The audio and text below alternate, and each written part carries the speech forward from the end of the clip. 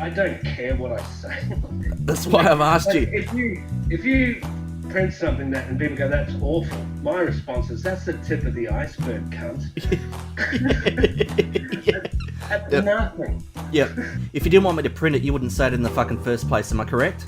Yeah, absolutely. Absolutely. I stand by my words. I mean, if I don't, who's going to?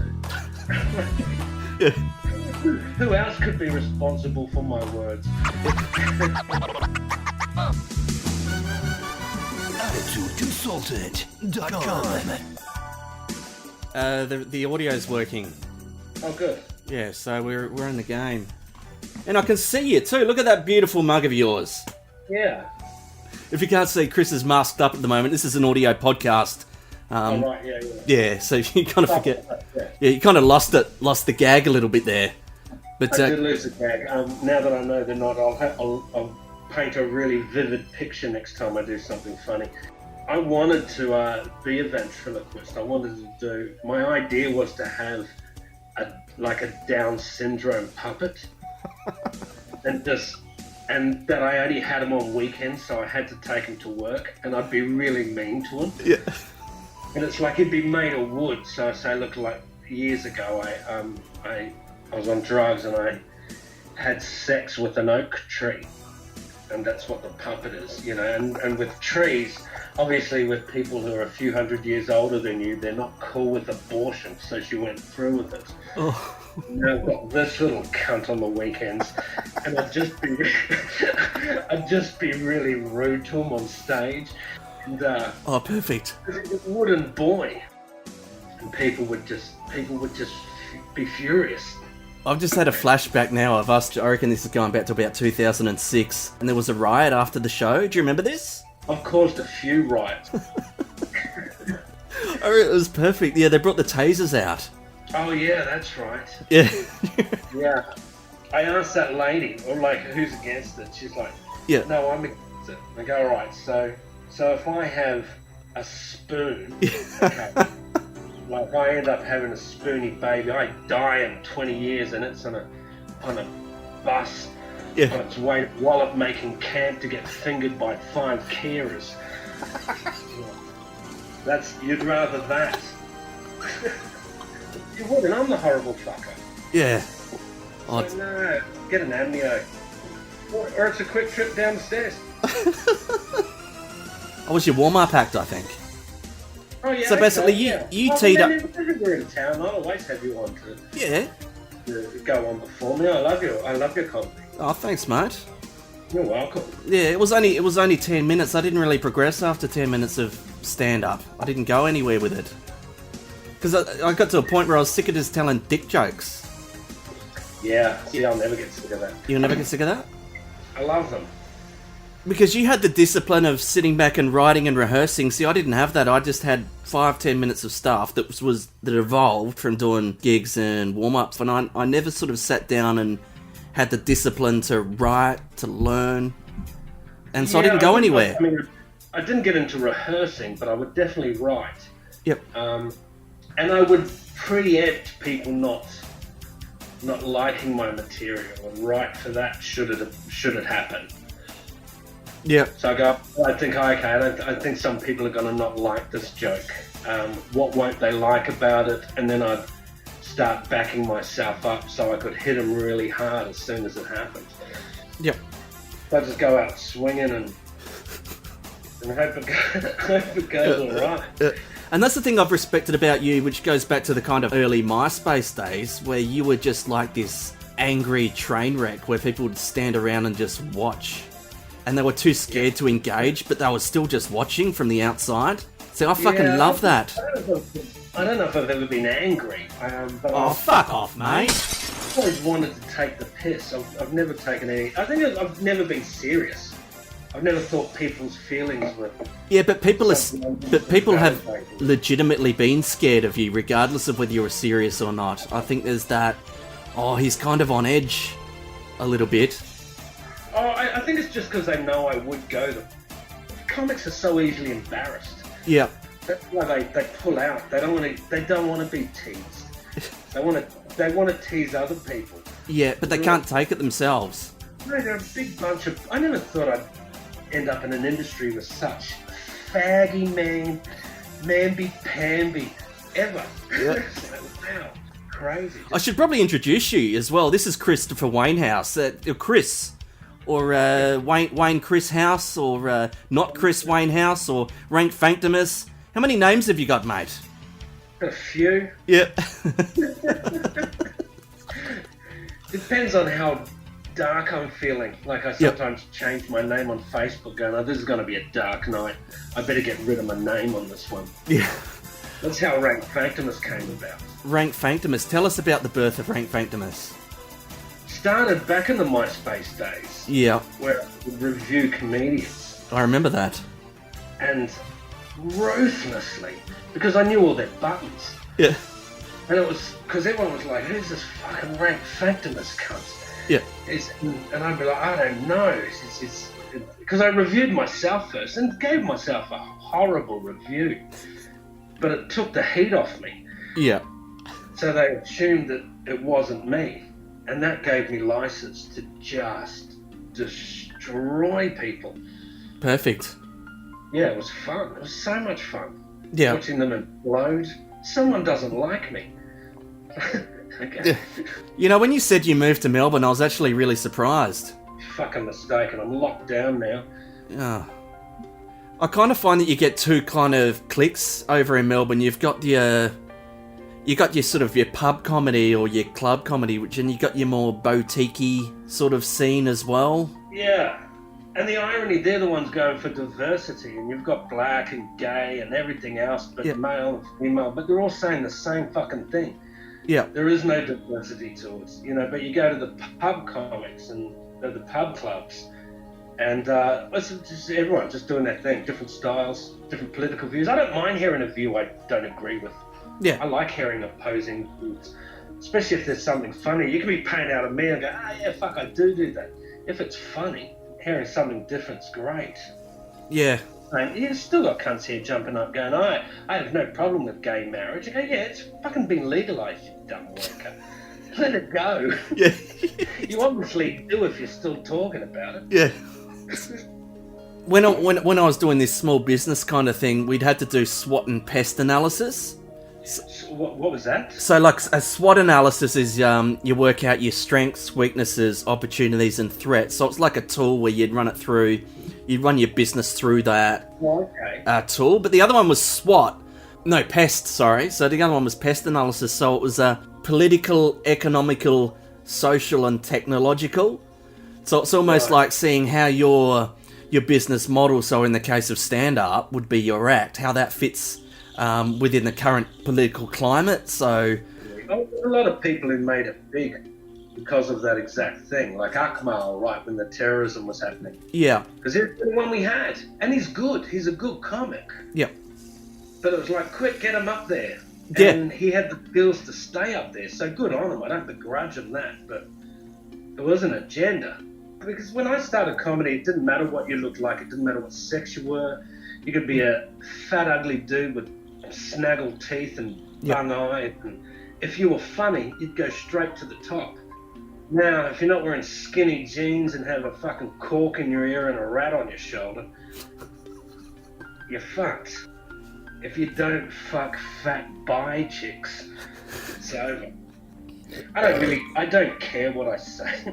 That's why I've asked you. If you print something that and people go, that's awful, my response is, that's the tip of the iceberg, cunt. That's nothing. Yeah. If you didn't want me to print it, you wouldn't say it in the fucking first place. Am I correct? Yeah, absolutely. Absolutely. Yeah. I stand by my words. I mean, if I don't, who's going to? Yeah. Who else could be responsible for my words? Yeah. Yeah, I'm happy. What's the darkest point in your life, and how did you get out of it? Going to prison was the darkest point of my life. That was a shock, and I got out of it through parole. Yeah, I just served my time. Yeah. I just had to bide my time on that shit. There was no getting out of it. But it changed me when I got out. I was like, oh, I fucking mellowed out a bit. Yeah. That I think was the darkest, because you've got no privacy, you've got no rights. You're all by yourself. You're in a really dangerous place. You're like, God, fuck, I've got to do this for how long? But I didn't think I was going in. That was my problem. I didn't think I was going in because I had a clean record. Yeah. But I went in. Had a shit lawyer. My sister organised it. Found out later he was a real estate lawyer. I was like, oh God, I should have just gone. What's the government legal aid? Yeah. Should have gone legal aid. Yeah. That would have been heaps better. Because he was saying just plead guilty, and the judge will realise you got no criminal record and you're not wasting the court's time, and he'll let you off with a slap on the wrist. So I'm like, okay, so I pleaded guilty. Yeah. And then you just send me to jail. You can't then go, oh, hang on, I mean not guilty. You're fucked, right? It's like, oh, great advice, fuckhead. And he was like, I'm giving him my wallet, my phone, I'm talking to my lawyer in this room afterwards. He's like, oh, is anything I can do for you? I was like, oh, there was one thing. Yeah, I don't know what it is. I'll probably remember. I'll remember tonight. It'll just fucking hit me. But yeah, get me off, you cunt. That's all you had to do. So was it kind of like what they say in the movies? You punch yourself up so other pricks don't beat the fuck out of you? No.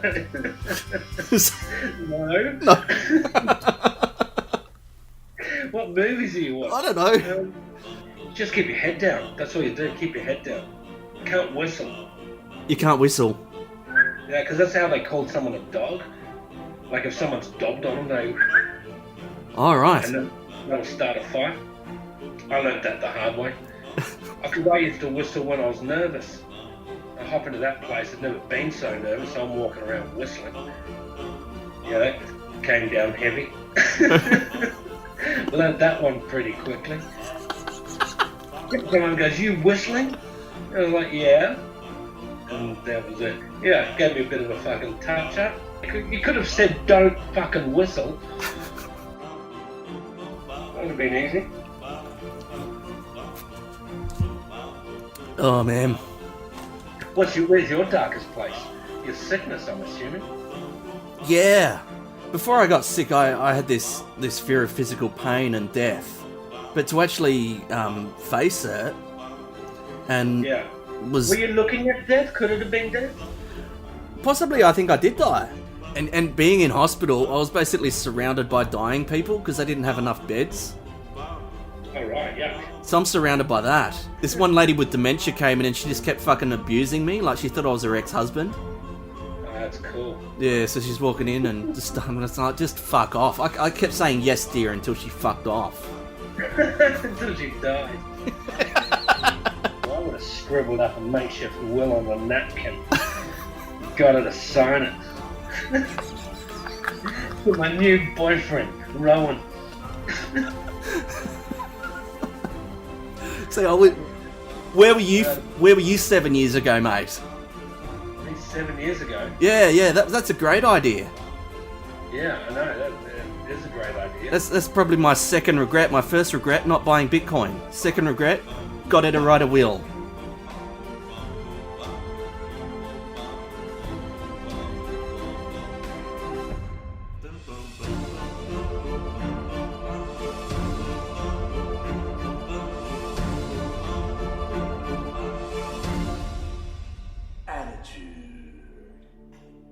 Oh man, no, well I'm glad you're out of it. Is there any sort of recurring symptoms that you get from this shit? Yeah, I couldn't jerk off for over 5 years. Right, did it get hard though? Yeah. You just didn't ejaculate. No. If there were more people like you, I'd go to more glory holes.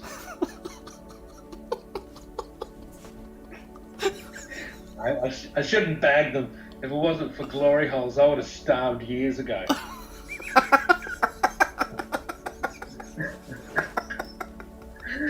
I'm an artist.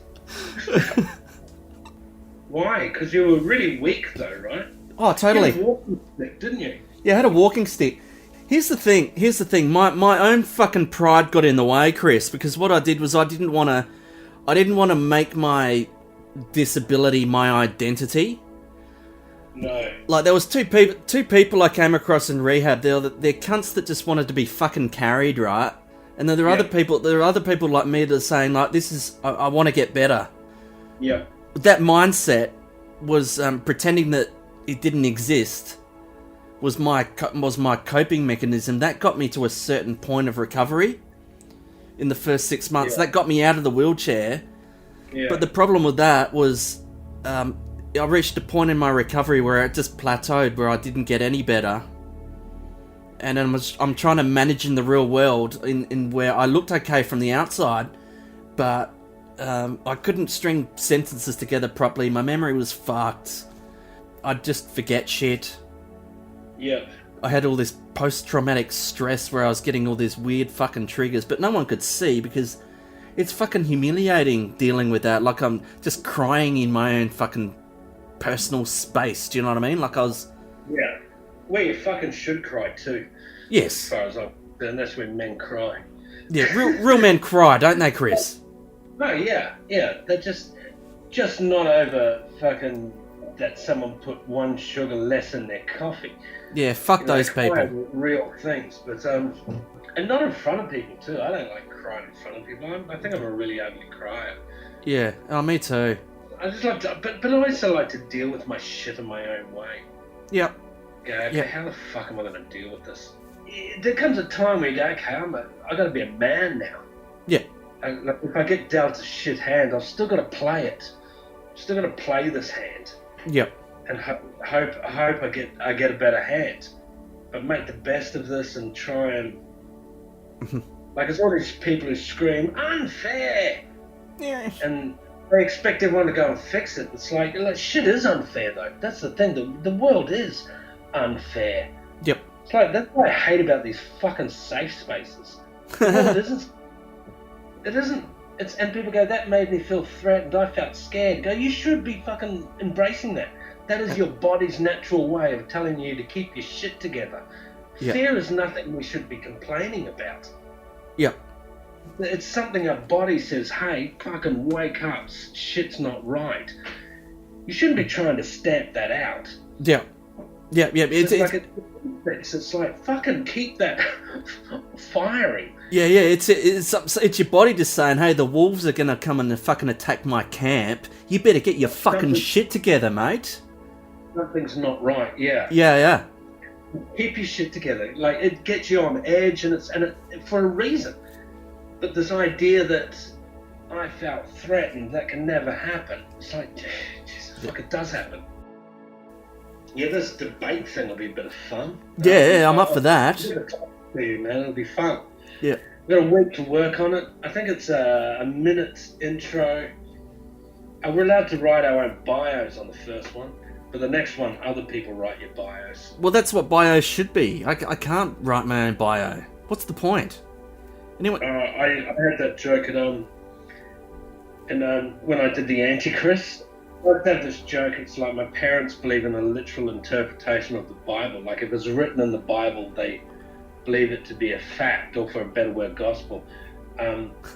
To give you an example of how deluded they are with that, they will defend and support the authenticity of the Bible using quotes from the Bible, right? And it's like allowing a comedian to write their own bio, Yeah. which is what happens in this country. And I guess that's why we have over 300 top 10 comedians in Australia. That's great. This was the thing that I loved watching your Twitter trolls, where you would just troll someone on Twitter, but you wouldn't let go. Like, once you got your claws in, or once they took the bait, you were just in there and you just wouldn't stop. It was glorious to watch. What was it? The ostentatious. Oh, yeah. That was hilarious. How did that start? That started. He came with me. Yeah. Apparently, there was a gig where I was working, and he was like, "I'll cancel this guy. I booked in for this show. I was doing my Antichrist there. It was in Newcastle, and he Yeah. was like, "I just fucking cancel it and put me in." And they were like, "No, he's already sold tickets." And then he got onto my Facebook, and he was just like, "Oh, where are you? Still nowhere after fucking 10 years?" I'm like, who's this? I'd never met him. Yeah. So I was just like, all right, fucking gloves off, clear my diary. Yeah, I'll fucking take this. I'm either gonna get, because I looked at his Twitters and all that, and he was brutal to people, right? So I'm like, I'm either gonna learn a really valuable lesson here and get a master class in trolling. Yeah. I'm gonna kick his ass. And so yeah, I went, fuck, bring it. And then I did his Israelianas. Do you remember those Israelianas? Israeliana. Yeah, come and yeah, yeah. He brews his own beer. Oh, Israeliana. I must be kidding. Nice. I really wanted to do his Australiana, but fuck it up. Like the other day my mate Barry called. Or the other day my mate Boomer called. Said he's having a barbie. I said, is Barry going to be there? He said, yeah, William might even come too. So I said to the wife, do you want to go, Andrew? Or do you want to go, Kelsey? She said, I'll go if Ding does. And just fuck them all. I'll go if Ding does. Got to be hilarious. I assume because you're in comedy, you'd get my hilarious joke and not leave me fucking my balls just swinging in the wind there. Yeah, that's all right, mate. I'll edit it out. Don't worry. Quite often I go back to listen to this stuff, and I laugh. I think I realize now why your dick didn't come. Why? Because you're an asshole. You're an asshole that leaves people hanging. That's why. You don't deserve an orgasm, Tufta.